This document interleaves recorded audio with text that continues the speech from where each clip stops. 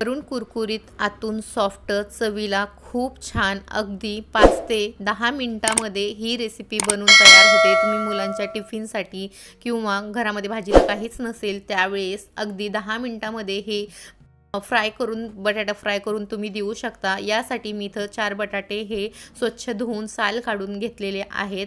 बटाट्याचे स्लाइसेस हे करून घ्यायचे, खूप जास्त पातळ न करता आपण मीडियम साईजमध्ये बटाट्याची कापं करून घेणार आहोत या पद्धतीने।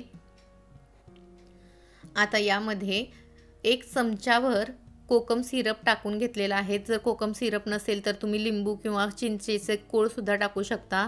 1 चमचा धना पावडर, 1 चमचा जिरा पावडर, 1 चमचा हळद पावडर, 2 चमचे लाल तिखट टाकून घ्यायचं। यानंतर लसूण अद्रकची पेस्ट 1 चमचा, मीठ 1 चमचा,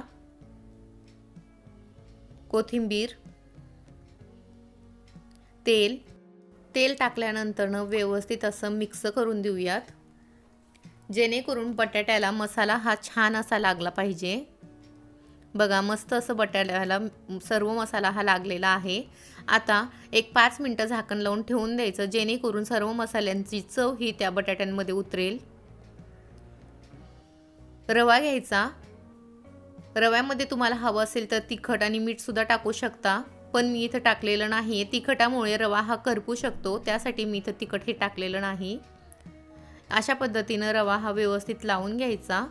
सर्व बटाट्याच्या कापांना रवा मी इथं लावून घेतलेला आहे। गॅसवरती पॅन गरम करत ठेवायचं। पॅनमध्ये 3-4 चमचे तेल टाकायचं। तेल हे थोडंसं गरम झालं की त्यामध्ये आपण बटाट्याचे काप हे फ्राय करून घेणार आहोत।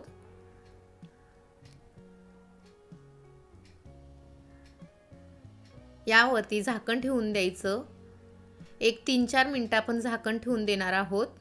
बघा 3-4 मिनिटांनंतर आपण याला दुसऱ्या साइडनं पलटून घ्यायचं आहे। खूप जास्त घाई करायची नाही, नाहीतर बटाट्याच्या वरची जी आपण कोटिंग रव्याची लावलेली आहे ती निघेल। दुसऱ्या बाजूने सुद्धा व्यवस्थित परतून घ्यायचं। दोन्ही बाजूने मस्त असं कुरकुरीत आपण याला फ्राय करून घेणार आहोत।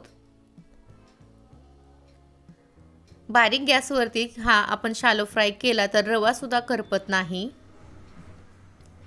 बघा इथे रवा सुद्धा करपलेला नाही। मस्त असे आपले इथे कुरकुरीत बटाट्याचे काप हे तयार झालेले आहेत। अशाच पद्धतीने उरलेले सुद्धा बटाट्याचे काप आपण इथे फ्राय करून घेणार आहोत। एक 5 मिनिटं फ्राय करायचं आणि 2-3 मिनिटांनंतर मग याला पलटून हलकसं कुरकुरीत होईपर्यंत फ्राय करून घ्यायचं। तुम्ही अशा पद्धतीने ही रेसिपी केलीत ना, याच्या समोर मासे सुद्धा तुम्हाला फिके लागतील। लहान मुलं तर मागून खातील। टिफिनमध्ये दिला तर टिफिन सुद्धा संपून येतील, एवढी छान ही रेसिपी लागते। तुम्ही सुद्धा अशा पद्धतीने बटाट्याचे काप करून बघा, कसे झाले ते मला कमेंटमध्ये सांगायला विसरू नका। व्हिडिओ आवडला असेल तर व्हिडिओला लाईक आणि चॅनलला सबस्क्राइब नक्की करा। धन्यवाद।